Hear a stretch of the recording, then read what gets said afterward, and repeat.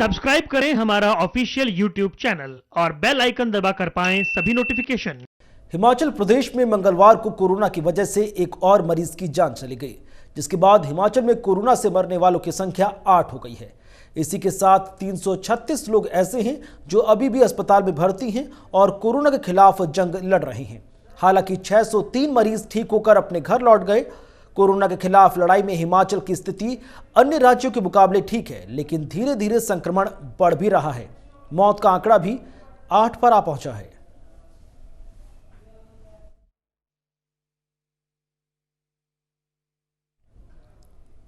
इधर प्रधानमंत्री नरेंद्र मोदी ने गरीब कल्याण योजना को 3 महीने के लिए आगे बढ़ा दिया है। इस पर हिमाचल प्रदेश के मुख्यमंत्री जयराम ठाकुर ने आभार जताया। इस दौरान सीएम ने कहा कि इस वैश्विक महामारी के समय कोई भूखा नहीं रहेगा। प्यारे प्रदेशवासियों, नमस्कार।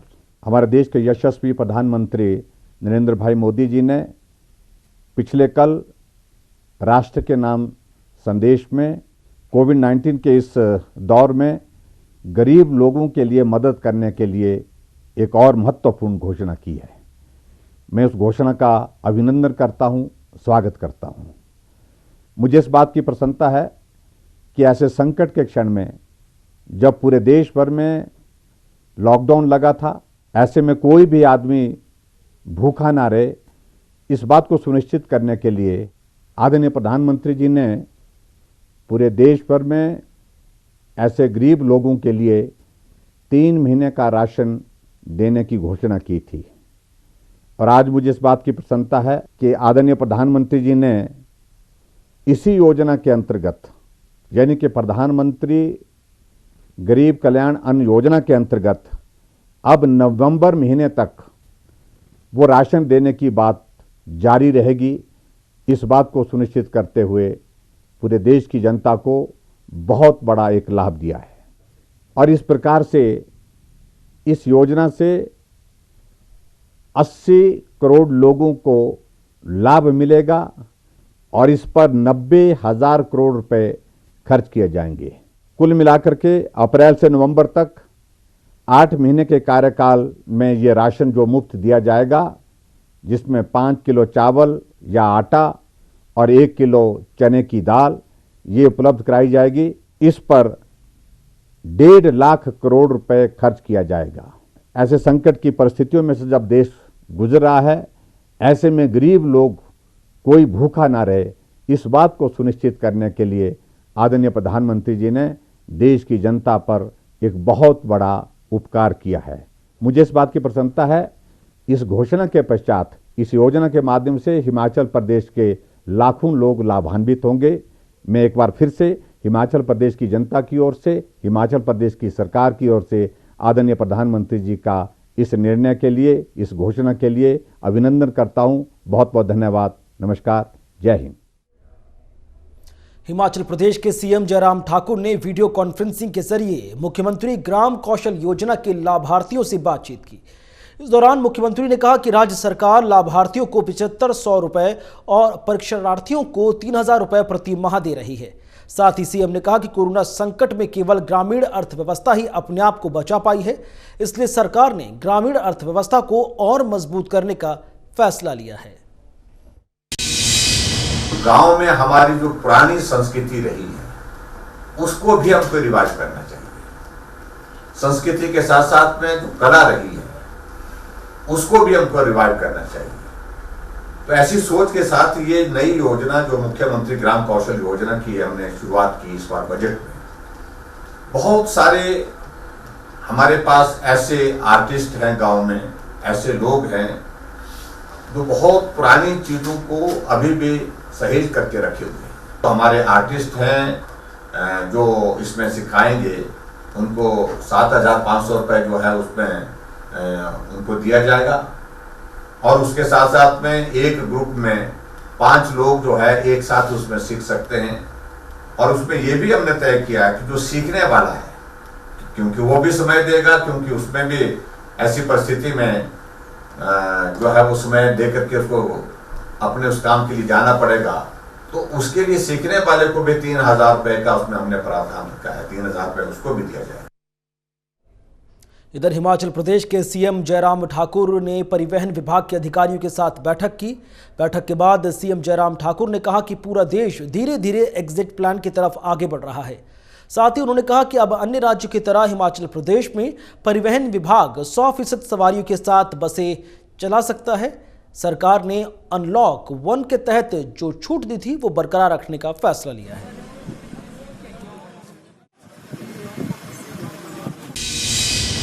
मेजॉरिटी स्टेट्स ने इस वक्त जो है ट्रांसपोर्ट के किराए में बढ़ोतरी की है, क्योंकि डीजल की कीमतें भी बढ़ी हैं काफ़ी ज़्यादा। ऐसी सूरत में हिमाचल प्रदेश में भी इस बात को लेकर के बात आई है कि भाई इस बात को लेकर के विचार करना चाहिए सरकार को, ट्रांसपोर्टर्स की ओर से और HRTC की ओर से। लेकिन ऐसे में फिर अभी हमने ये निर्णय तो नहीं लिया है, लेकिन फिर भी उसके बावजूद हिमाचल प्रदेश में इस दौरान जो ट्रांसपोर्ट सेक्टर में जो कठिनाई आई है उसमें हम क्या कर सकते हैं, उन सारी चीज़ों को लेकर विचार हुआ। उसके बाद दूसरे आने वाले समय में हिमाचल प्रदेश में ट्रांसपोर्ट के सिस्टम को ऑटोमेशन की तरफ हम कैसे ले जा सकते हैं और नए इनिशिएटिव्स क्या ले सकते हैं, इन सारी चीज़ों पर भी बातचीत हुई है। अभी तक हमने तो ये किया कि हमने जो रियायतें दी हैं, जो पर्टिकुलरली जो एग्जम्पशंस दी हैं, जो रिलैक्सेशंस दी हैं, वो जो पिछला लॉकडाउन फेज 1 था वही हमने अब तक कायम रखी है। इसके ज़्यादा हमने और उसमें एडिशन नहीं किया है। जहां पूरे देश में अनलॉक 2 प्रारंभ हो चुका है, वहीं हिमाचल प्रदेश भी इससे अछूता नहीं है। लेकिन वहीं यदि बात की जाए सुरक्षा व्यवस्था की और तमाम चीज़ों की, तो अभी तक हिमाचल प्रदेश में अनलॉक 1 की जो योजना है वही प्रारंभ है और वही चलाई जा रही है। मुख्यमंत्री जयराम ठाकुर ने साफ तौर पे ये भी कहा है कि आज बेशक जो है वो ट्रांसपोर्ट की बैठक यहाँ पे की गई है कि किस तरह से आगामी रणनीति बनाई जाएगी और किस तरह से सुदृढ़ ट्रांसपोर्ट की जाएगी। जिस तरह से ये भी कहा जा रहा था कि 1 जुलाई से जो है वो 100% जो है बसों में यात्रा प्रारंभ कर दी जाएगी। लेकिन साथ ही साथ ये भी मुख्यमंत्री ने कहा है कि जिस तरह से हिमाचल प्रदेश में भी जो है वो अन्य राज्यों की तुलना में जो है मामले यहाँ पे बढ़ते हुए नज़र आ रहे हैं, उसको लेकर जो है वो उन्होंने संकेत साफ दिए हैं कि फ़िलहाल जो पुरानी छूट थी वही बरकरार रहेगी। नई गाइडलाइंस को जो है वो हिमाचल प्रदेश में लागू नहीं किया जाएगा। बहरहाल देखना ये होगा कि कब तक जो है वो पूरा हिमाचल प्रदेश का सामान्य जीवन पटरी पे उतर पाता है। क्योंकि यदि बात की जाए जिस तरह से पहले से मंदिरों को जो है वो बंद रखा गया था, धार्मिक स्थलों को बंद रखा गया था, वो तमाम रोक जो है वो अभी तक बरकरार है। केवल 2 घंटों की छूट अतिरिक्त जो है वो दी गई है और साथ ही साथ मुख्यमंत्री ने यह भी कहा है कि सभी सीमाओं पे चौकसी और बढ़ाई जाएगी, क्योंकि हिमाचल प्रदेश में लगातार कोविड के मामले बढ़ते हुए नजर आ रहे हैं। मैं अपने सहयोगी पुष्पेंद्र चौधरी के साथ सुनील परमार, MH1 प्राइम, शिमला। इधर हिमाचल प्रदेश के सीएम जयराम ठाकुर के साथ बैठक के बाद परिवहन मंत्री गोविंद सिंह ठाकुर ने कहा कि परिवहन निगम की बसों के साथ निजी बसों को भी चलाने की जल्द अधिसूचना जारी की जाएगी और बसों में जरूरी दिशा निर्देशों का पालन भी करना होगा। साथ ही उन्होंने कहा कि प्रदेश में जल्द ही 100% सवारियों के साथ बसें शुरू होंगी। रिव्यू मीटिंग रखी थी, तो मीटिंग हुई है और उसमें माननीय मुख्यमंत्री जी की अध्यक्षता में हुई है और उसमें लगभग पिछले जो कार्यकाल हमारा है तो सारे समय में जिन जिन कामों को किया गया है, चाहे उसमें हमारे बस अड्डे हैं, चाहे कोई काम है, तो उन सब पर विस्तृत रूप से चर्चा की है कि अभी जो स्थिति बनी है उस सब में हमने कहा है कि सोशल डिस्टेंसिंग के साथ स्टैंडिंग ना हो तो उसमें बसें हमारी चलेंगी, वो हमने छूट प्रदान कर दी है। बहुत जल्द हो जाएगी, 1 आध दिन में हो जाएगी और उसमें जो है सभी लोग चलेंगे और उसमें हमने कहा स्टैंडिंग में कोई नहीं रहेगा। बाकी सब बातों का ध्यान रखते हुए और जो सामाजिक दूरी के नियमों का भी पालन करते हुए सैनिटाइज करना, बार बार हाथ धोना, मास्क पहनना, इन सारी बातों का ध्यान रखना और बसेस को सैनिटाइज करना, तो इन सब बातों का ध्यान रखते हुए जो बाकी ऑपरेशन चलेगा। इधर डॉक्टर्स डे के अवसर पर इनरव्हील क्लब सोलन मी टाउन की महिलाओं ने डॉक्टर्स के सम्मान में एक कार्यक्रम का आयोजन किया। इस दौरान कोरोना वॉरियर्स को सम्मानित किया गया, उनके काम की जमकर तारीफ हुई। इसके अलावा आयुर्वेदिक हॉस्पिटल के डॉक्टर को प्रशस्ति पत्र के साथ साथ पौधे दिए गए। इस दौरान क्लब की महिलाओं ने सभी से सोशल डिस्टेंस का पालन और मास्क के इस्तेमाल की अपील की।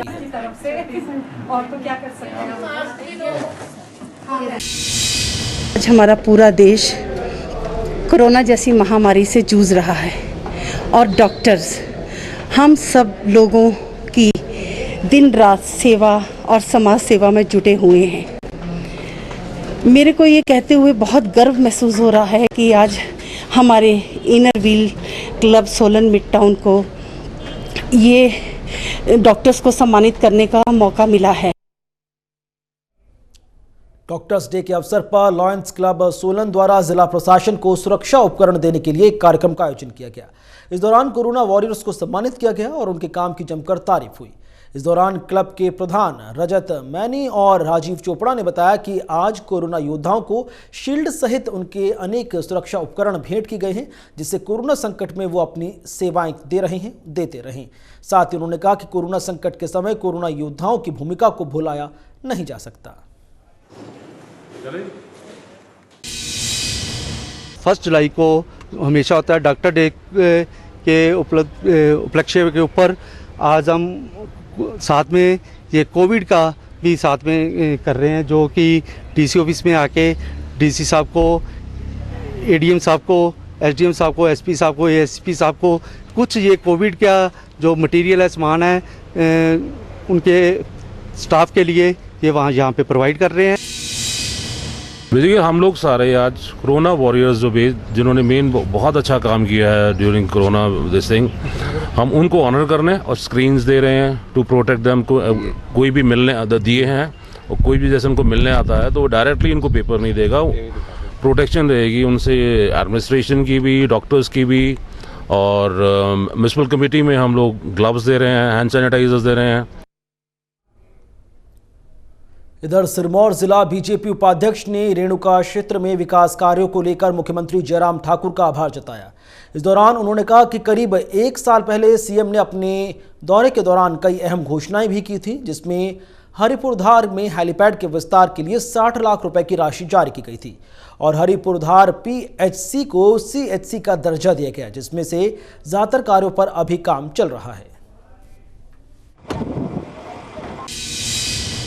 गत वर्ष पहले हरिपुरधार प्रवास के दौरान जब मुख्यमंत्री हरिपुरधार आए थे तो अनेकों घोषणाएं जो हमारे मन से उन्होंने की थी वो लगभग सभी पूर्ण हो गई हैं। जैसे हरिपुरधार पीएचसी को सीएचसी का दर्जा, हरिपुरधार अस्थाई पुलिस चौकी को स्थायी चौकी में तब्दील करना और अनेकों सड़कों के कार्य, जिस प्रकार हेलीपैड के विस्तार के लिए 60 लाख रुपए की राशि स्वीकृत करना, अनेकों योजनाएं, विकास की योजनाएं हमारे इस पिछड़े क्षेत्र के लिए माननीय मुख्यमंत्री जयराम ठाकुर और बलबीर सिंह चौहान के सहयोग से की जा रही हैं।